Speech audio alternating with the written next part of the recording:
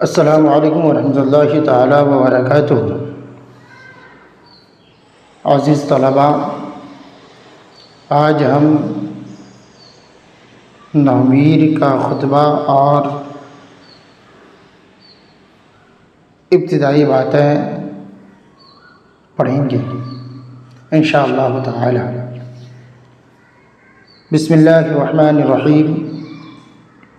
الحمد للہ رب العالمین والعاقبۃ للمتقین والصلاة والسلام علی خیر خلقہ محمد وآلہ اجمعین، اما بعد۔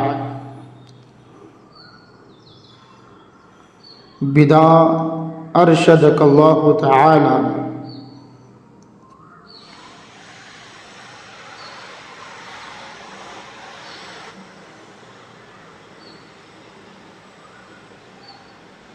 اللہ کے نام سے شروع جو نہایت رحم کرنے والا مہربان۔ الحمدللہ رب العالمین، تمام تعریفیں اللہ رب العالمین کے لیے ہیں۔ والعاقبۃ للمتقین، اور اچھی آخرت متقین کے لیے ہے۔ والصلاة والسلام علی خیر خلقہ محمد وآلہ اجمعین، اور درود و سلام محمد صلی اللہ تعالی علیہ وسلم پر جو تمام مخلوق میں سے بہتر ہے،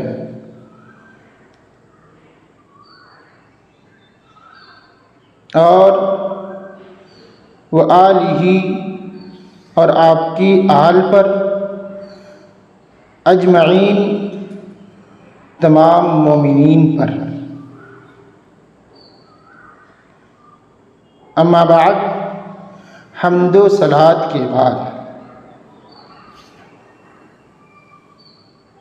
دیکھیے، حمد کا معنی ہے تعظیم کے طور پر زبان سے کسی کی خوبی بیان کرنا، اور عالمین سے مراد تمام کائنات ہے۔ صلاۃ کا معنی یوں تو دعا آتا ہے، یہاں صلاۃ سے مراد ہے حضور صلی اللہ تعالی علیہ وسلم کی ذات اقدس پر درود بھیجنا۔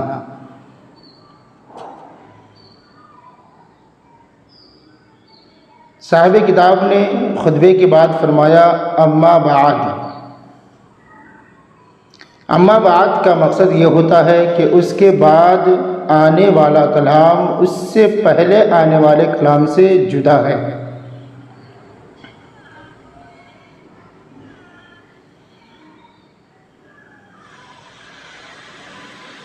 اس کے بعد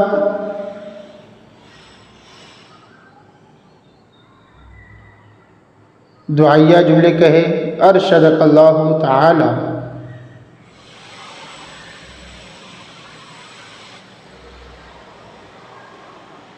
بدا تو جان لے، اللہ تعالی تجھے ہدایت عطا فرمائے کہ ای مختصر است مضبوط در علم نحو۔ یہ مختصر کتاب ہے، علم نحو میں مضبوط ہے۔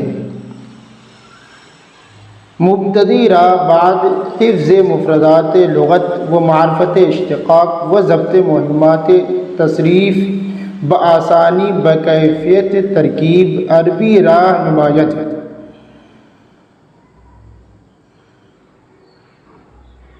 جو ابتدائی طالب علم کو لغت کے مفردات کو یاد کرنے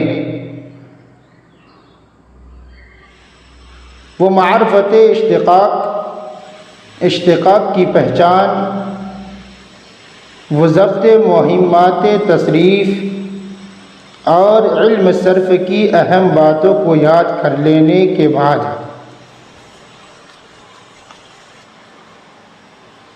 بآسانی بکیفیت ترکیب عربی راہ نمایت، عربی ترکیب کی طرف آسانی کے ساتھ رہنمائی کرتی ہے۔ و بزودی در معرفت اعراب و بنا سواد خواندن توانائی دہد، اور جلد ہی اعراب و بنا کی معرفت اور پڑھنے کے ملکہ میں قوت دیتی ہے۔